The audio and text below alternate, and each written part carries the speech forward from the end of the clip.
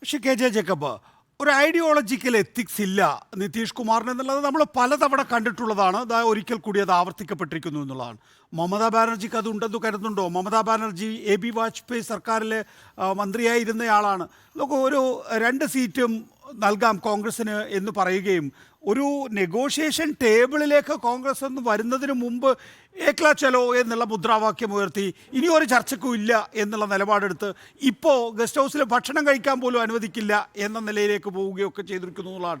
അതുകൊണ്ട് ഇനി അഥവാ വർഗീയതക്കെതിരായിട്ടുള്ള ഒരു നിലവിലുള്ള മുന്നണി തോൽപ്പിക്കാൻ സാധിക്കുന്നു എന്ന് അവകാശപ്പെട്ടാൽ തന്നെ ഈ മുന്നണിയുടെ ഒരു പ്രത്യയശാസ്ത്ര പ്രതിബദ്ധത അത് ഇല്ല, അത് പൂജ്യമാണ് എന്ന് കാണുക വഴി എങ്ങനെയാണ് ഇവരെയൊക്കെ വിശ്വസിച്ച് മുന്നോട്ട് പോവുക?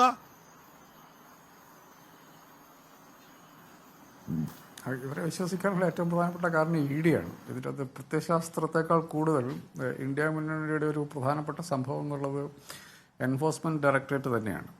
അവർ ചെയ്തുകൊണ്ടിരിക്കുന്നത് സത്യത്തിൽ കർണാടകത്തിൽ PFIയെ നിരോധിച്ചത് കോൺഗ്രസിനെ സഹായിച്ചു എന്നൊരു നിരീക്ഷണം എനിക്കുണ്ട്. എന്ന് പറയുന്ന പോലെ തന്നെയാണ് എൻഫോഴ്സ്മെന്റ് ഡയറക്ടറേറ്റിനെയാണ്, അതാണ് ഇത് യൂണിഫയിങ് ഫാക്ടർ എന്നുള്ളത്. അത് മമതാ ബാനർജിക്ക് പോലും, മമതാ ബാനർജിയുടെ 2 മന്ത്രിമാരെ ഇപ്പോൾ അറസ്റ്റിലുണ്ട്.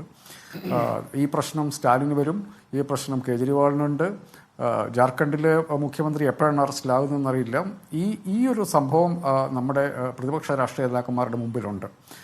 ഇത്ര ഏകപക്ഷീയമായി ഈ അന്വേഷണ ഏജൻസികളെ നമ്മുടെ എല്ലാത്തരം തത്വങ്ങളെയും ലംഘിച്ചുകൊണ്ട് അന്വേഷണ ഏജൻസിയെ പ്രതിപക്ഷ നേതാക്കന്മാർക്കെതിരെ അഴിച്ചുവിടുന്ന ഒരു BJPയുടെ ഈ പോളിസി, അതാണ് സത്യത്തിൽ ഇവരെ യുണൈറ്റഡ് ആക്കി നിൽക്കുന്നത്. ഇപ്പോഴും ഞാനത് ആലോചിക്കേണ്ടായിരുന്നു. അതായത് കോൺഗ്രസും ഇന്ത്യ അലയൻസ് പാർട്ടികളും സീറ്റ് ചർച്ച തുടങ്ങുമ്പോഴും എന്താണ് ജനങ്ങളോട് പറയാനുള്ള കാര്യം എന്ന് പറയാൻ ഇപ്പോഴും അവർക്ക് തീരുമാനമായിട്ടില്ല. സീറ്റ് ചർച്ചയിൽ ആണ് പലപ്പോഴും നിൽക്കുന്നത്. ഈ കാര്യത്തിലേക്ക് നമ്മൾ എന്താണ് BJP RSS സഖ്യത്തിനെതിരെ എന്താണ് ചെയ്യേണ്ടത് എന്നുള്ളതിനെക്കുറിച്ചുള്ള ഒരു ധാരണ ഉണ്ടെങ്കിൽ അതിനെക്കുറിച്ച് കോൺഗ്രസിൻ്റെ നേതൃത്വം, ഇതിൻ്റെ അകത്ത് കോൺഗ്രസിൻ്റെ ഒരു പ്രശ്നം എന്നുള്ളത് കോൺഗ്രസിന് ഇപ്പോഴും പഴയ എന്താ പറയേണ്ട ഒരു മെഗാലോമാനിയ ആറ്റിറ്റ്യൂഡിൽ നിന്ന് അവർക്ക് ഇപ്പോഴും പുറത്തു വരാൻ പറ്റിയിട്ടില്ല എന്നുള്ളതാണ്. പിന്നെ ഏകദേശം 3 മാസത്തോളം അവർ തെരഞ്ഞെടുപ്പിൻ്റെ പേരിൽ ഒരു കാര്യവും ചെയ്തില്ല. നിതീഷ് കുമാർ ആദ്യമായിട്ട് അതിനെക്കുറിച്ച് അഭിപ്രായ വ്യത്യാസം പറയുന്നത് ആ കാലത്താണ്. ലോക്സഭാ തെരഞ്ഞെടുപ്പ് നേരിടാൻ വേണ്ടിയിട്ട് ഒരു സഖ്യമുണ്ടാക്കി.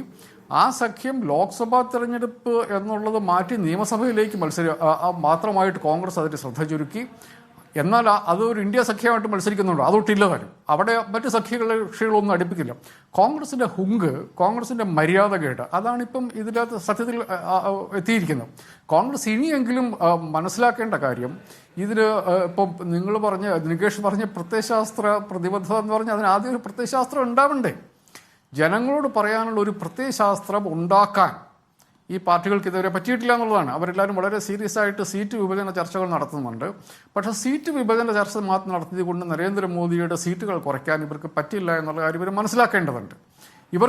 നരേന്ദ്രമോദിയെ സംബന്ധിച്ചിടത്തോളം, BJPയെ സംബന്ധിച്ചിടത്തോളം, NDA സംബന്ധിച്ചിടത്തോളം, ആത്യന്തികമായി RSSനെ സംബന്ധിച്ചിടത്തോളം ഈ തെരഞ്ഞെടുപ്പിന് അവർ കൃത്യമായ ലക്ഷ്യമുണ്ട്, കൃത്യമായ അജണ്ടയുണ്ട്. അതിനെ മറികടക്കാനുള്ള അതിന് പകരം ഞങ്ങളുടെ പോളിസി ഇതാണ് എന്ന് ജനങ്ങളോട് പറയാനുള്ള ഒരു ആലോചന പോലും ഇപ്പോഴും നമ്മൾ ഇന്ത്യ സഖ്യത്തിൽ കാണുന്നില്ല.